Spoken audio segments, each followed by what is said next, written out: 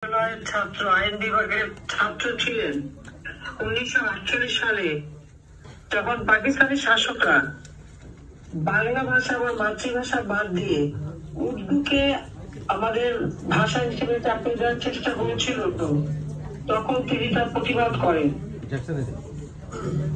এবং সেই সময়তেই 14 জানুয়ারি ছাত্রলীগ সংগঠন তৈরি করেন।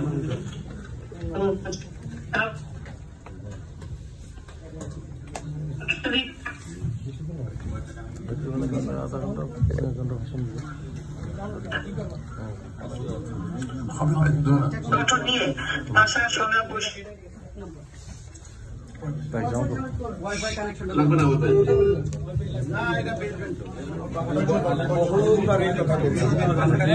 ওয়াইফাই কানেক্ট না করলে হবে না।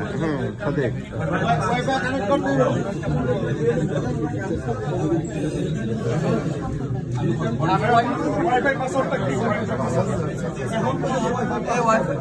আমি তো আমি নেত্রী প্রোগ্রামে নেত্রী বক্তব্য দিচ্ছি এই প্রোগ্রামে।